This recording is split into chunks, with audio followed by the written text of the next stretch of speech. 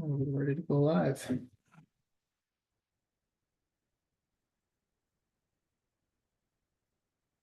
Welcome. It's Life-Giving Leaders Day. Happy Wednesday. I'm Michael. This is my awesome wife and co-founder of Hannah Strategy, Dana.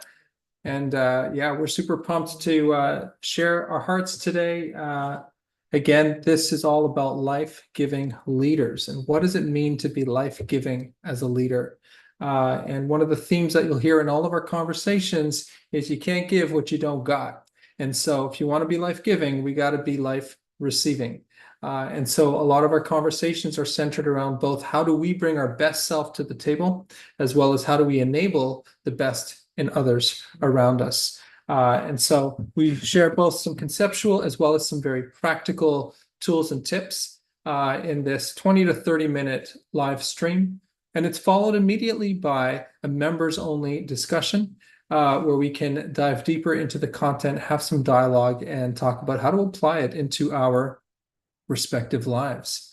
And so today's conversation is something that I think is often underappreciated, but is extremely powerful and extremely fun. And that's the joy of work. We're going to share a biblical perspective on work. And we're also going to share a very tactical perspective on what joy in work looks like and why we can actually enjoy our work. First of all, I just want to address, like, when we think about the concept of work, a lot of times we think of it as a drudgery, a burden, this thing that we have to do because we don't really have a choice because we got to keep the lights on and pay the bills and all that kind of stuff, right?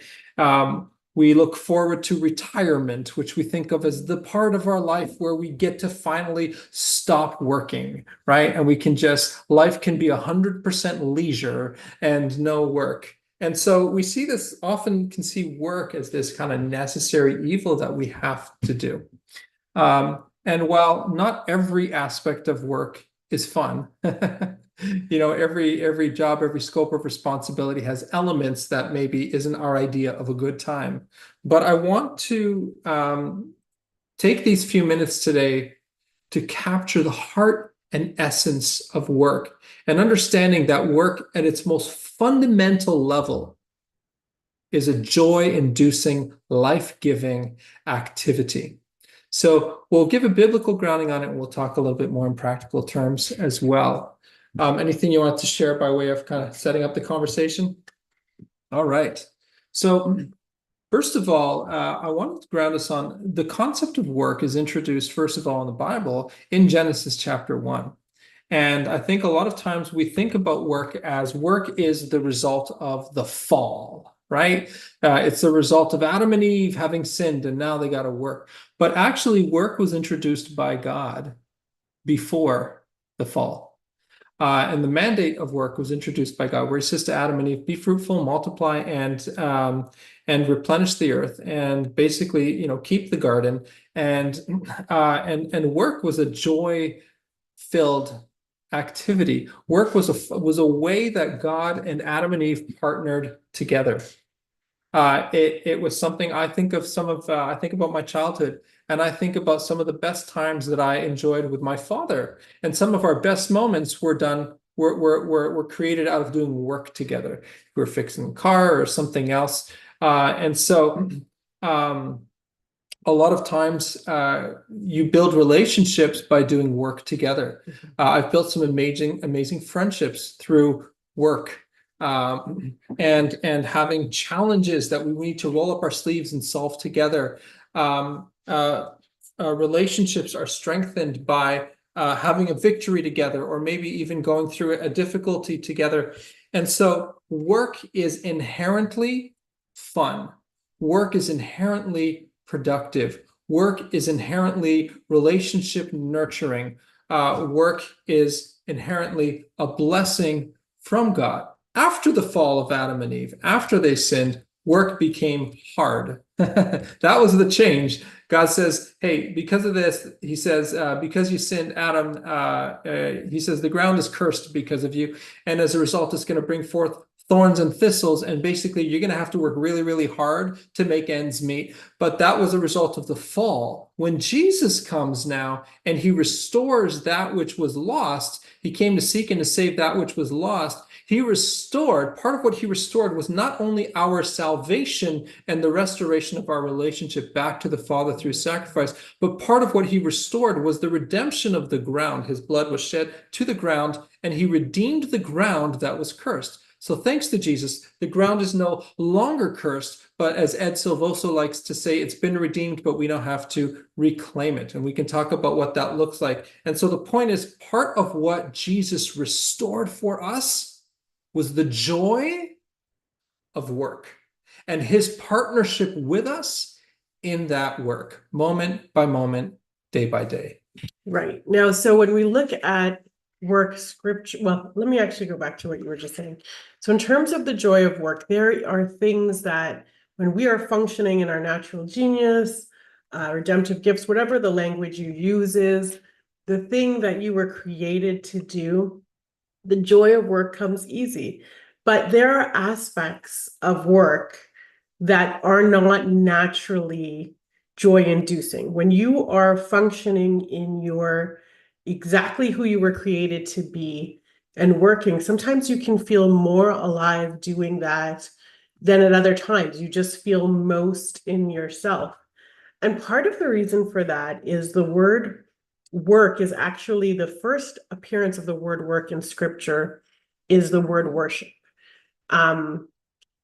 It's the same word. The word that they translate as worship in the English language in scripture is actually the word work, which tells us that work was the primary expression of worship. We know biblically the first time something is mentioned is very, very important for how we frame it and how we see it. So work is the primary expression of worship, which means when we're doing work as worship, even when we come, and that's something, the statement work is the primary expression of worship is also Dr. Ed Silvoso, who will be joining us next week. Yeah. So you'll be receiving more information about that. But when we are doing elements of work that are not feeling naturally joyful, I remember Ed saying to me, actually, when you do it in the presence of the presence of the Lord is pleasant. So you enjoy it. So when you reframe your paradigm to see work as worship, then even the naturally unpleasant things, when they're done in the presence of the Lord and the partnership, it's pleasant. Yeah. So good. So good. I love what you're highlighting there, Dana, about this aspect of, if we're feeling that work is more of a stress than a joy, if we're feeling that our work is not, there's no pleasure in the work, why? Why is that? What about it is not natural to your design? So I want to separate two aspects about what's the ingredients of joy in work, if you would. I want to separate the activity of work and the environment of work. Okay. When I think about the work experiences that I have enjoyed the most, it is often because of the people that I'm working with. The physical environment, maybe the digital environment, maybe the cadences, maybe the culture. This is all under the environment of the work. And so when I think about the place I've enjoyed the most, it had more to do with the environment than the activity. But both are really important. So number one is the environment. So if I'm not enjoying, there are some things in your environment that you can't control. There are some things in your environment that you can influence but not control. There are some things in your environment that you have total control over. For example, I can control who I choose to spend time with outside of the people I have to work with to get certain things done. I can reach out to certain folks. I can build those relationships. So there's an element to the environment. I also bring a dimension of my own personality to the culture of the work environment. And so there's aspects to the environment. So number one, if I'm feeling an absence of joy, let's look at first the environment of the work. What about the environment is making it difficult. Can I control it? Can I influence it? Or do I just have to accept it? Of course, the other way to change environment is to go and get another job or go and change whatever. That's not always the solution. Sometimes we're really, really quick to make that decision. Often it is the right decision and a very wise decision, but it's not the only form. A lot of times we can make the most of what's already in front of us, and there's a lot more joy available than what we are tapping into. Let's get some more thoughts on environment, and then we'll talk about the activity of the work. Yeah, so the environment sometimes, so it's very important, first of all, to know yourself. And it's important to know in what environments do you work best with. So even environment can be split out even further. Yeah. So when we had Evelyn Silvoso with us, she talked about, the redemptive gift of the individual, and then there's a redemptive gift of the organization or the environment. So the environment might function in a way that's perfectly aligned with who you are, and it's easy to flow, or they might function in a different way. And that can be a harder fit, although sometimes you still need to be there because maybe what you bring to the table is exactly what's needed. There's that element of environment. There's also another element of environment, which is knowing your own design in the sense of having studied and been familiar with your own history, we take our clients through a process where they go through their resume and write it as a story and look at, okay, at this, like when I was in this position, I was working, team of two, overseeing things, did I like it? And just writing it as a story and then looking at it as a whole and saying, you know what, given my history, I realize, hey, I work better when I'm not micromanaged, or I work better when I'm in a team, or I work better as an individual, or I work a contributor, or I work better, and just knowing what ways serve you and what ways you serve best is when you're pouring into someone else. Because when you know that, you can actively create that in your life. You can actively seek positions where that's true. You can have those conversations coming into positions, or if it's in your own company, you can design things that will work the way that you work best. So environment has a lot to do with knowing who you are, who the company is, what you are created to do, and is what you're doing actually in line with those giftings or what we would like to call natural genius, and what environments or what ecosystems, which is the word we like to use in our course, do you work best in terms of people around you? Building off of that, if you're a people leader and you manage a team, just like we have to know ourselves, we really want to know our team members individually. Mm-hmm. And see, what needs to be true about the environment that I'm creating for them that will set them up for success, given their areas of native genius, their personality styles, any other insights as you get to know your team members. And so it's not a one size fits all kind of thing. It's not like here are the 10 things that have to be true about every single environment. And then, as long as you check these 10 boxes, it'll be good for everyone. No. Not every environment is good for everyone by design. And so a lot of, building teams and staffing and modeling teams it involves finding fit within the environment, stage of growth, how much is what's the word I'm looking for? Operating cadences, how much is already kind of laid out in terms of here's how you do your work versus areas where you kind of figure it out as you go. Like all of those dimensions are aspects of finding the right talent. So, so I'm saying a couple of things here. So let me unpack it. So number one is getting to know our team members individually and asking ourselves as leaders, what does this person need to set up for success? And that's not just what do they need from me in my management style. It's also what do they need from the team, and how do I nurture a team dynamic that is self-sustained and life-giving in and of itself. And so even when we're hiring and designing our teams, we're not just looking at the job descriptions, we're looking at the different personalities, the different areas of native genius. Are we filling each other's gaps, or am I just hiring people that I think are most similar to me? And so those are all really important elements of the environment that is conducive to joy. The other thing is the aspect of building trust and how we handle conflict.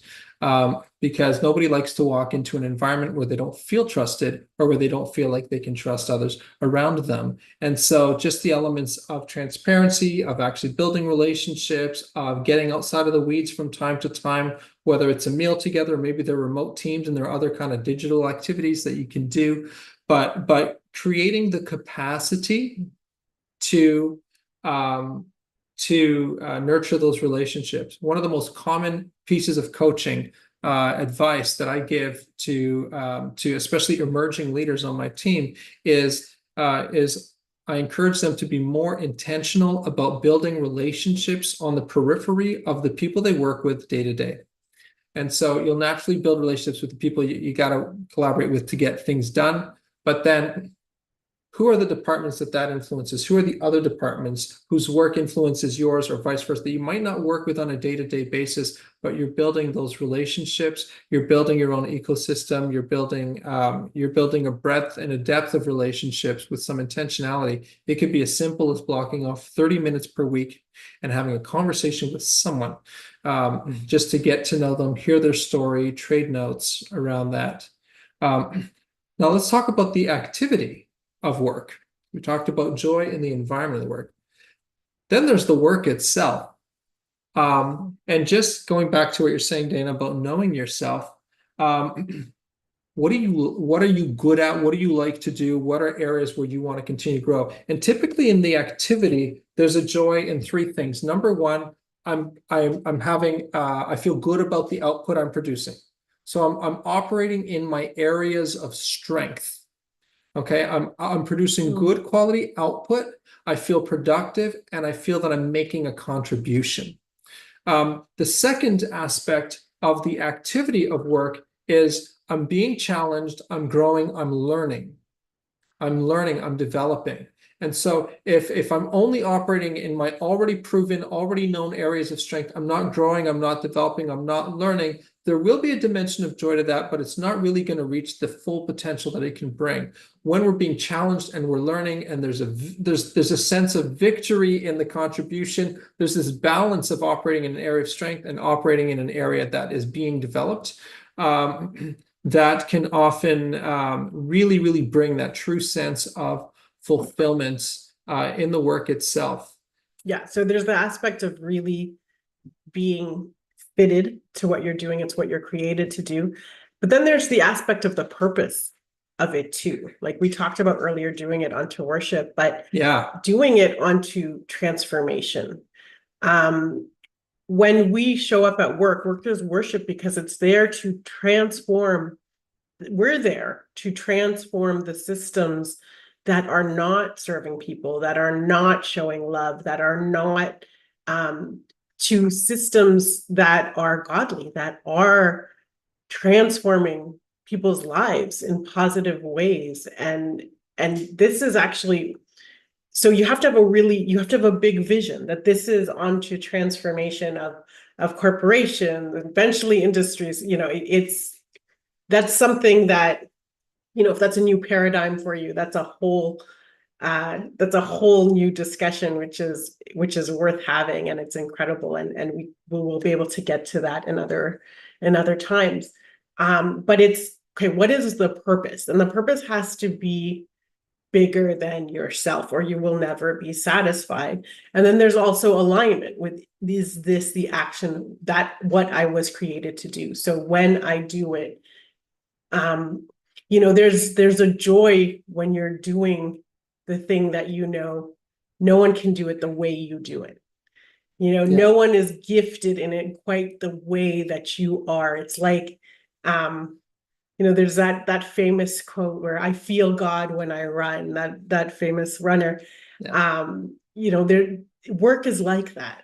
When you're doing what you were created to do, you feel that alignment and you feel that glory. And there is such that is so incredibly life-giving. And when you know how to do that for yourself, you know how to create that for those around you also. So good. So good. I love that. So we've got the environment of work. There's joy available there. We've got the activity of work. There's joy available there. We've got the purpose of work. There's joy available there. And so if you want to think about this as a framework, you can think about the environment as being the where and the with whom. You can think about the activity as being the what, and the how. And you can think about the purpose as being the why. And there's joy in all of it. And so if you feel unfulfilled, if you feel frustrated, if you feel an absence of joy in your work, think about those categories, those areas, and ask yourself, what are the things that I can be intentional about to nurture? And go make an assumption here before you make an assumption. Assume that there's joy to be tapped into, and go and hunt for it. And when you discover it, embrace it. Be thankful for it. Nurture it on purpose. And you'll see it's amazing. The last thing I want to call out here is going back to the Genesis example, that work was an opportunity to partner with God. One of the things that really caused the world to be a much bigger, more wonderful place for me was when I really became clear that I could partner with God in work the same way I could partner with God, for example, in ministry or in acts of service. And the fact that your work is inherently a blessing. Before it's just inherently a blessing.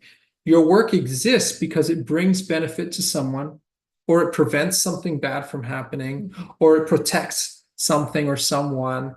But your work exists because it is of benefit to someone. And so going back to the why and the purpose is regrounding yourself on the benefit. Hey, what happens with the output of this? Where does it go? How does it eventually benefit somebody's life? How does that translate? You can actually go through a whole thought process on the thing. So let me take an example, very tactical example, and how it translates to a why without feeling like I'm stretching it too much here. So let's say, for example, you're a software developer. Okay, I come from technology, so my brain is naturally going to software developer.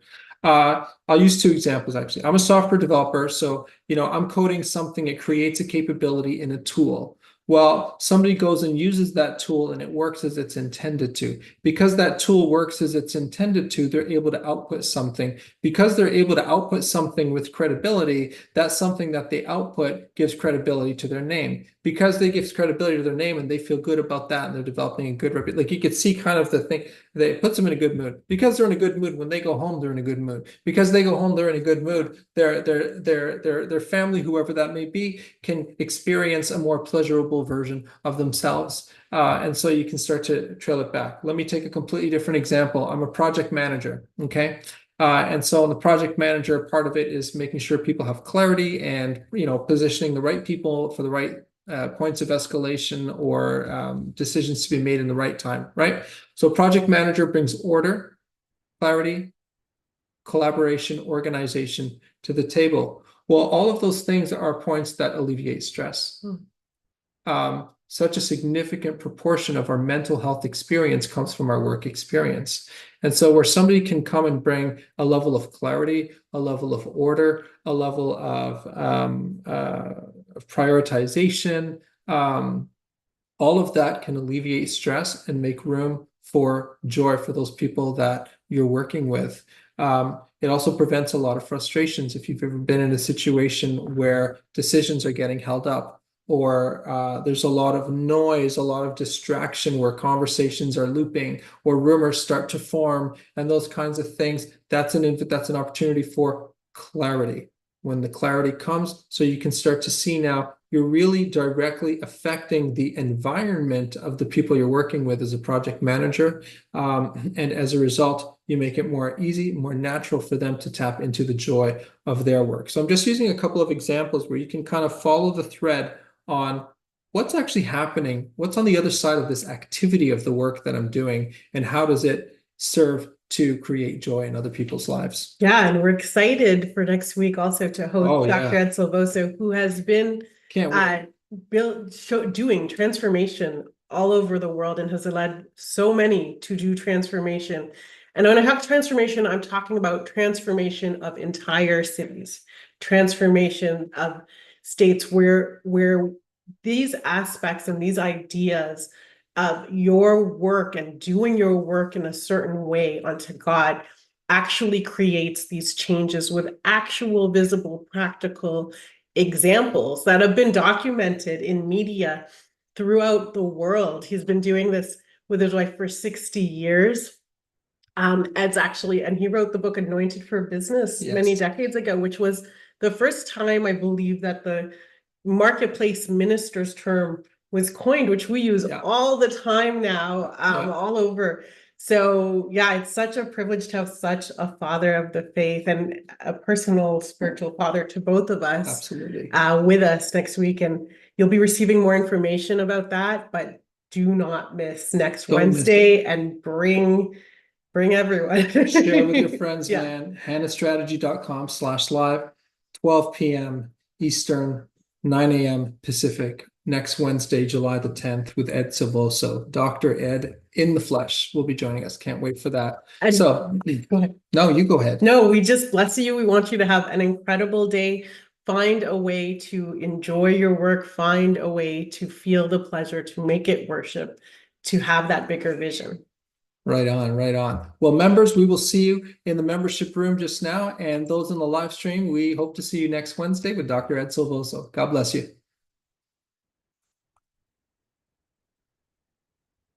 All right. For those in the Zoom, give us a moment just so we can enable you to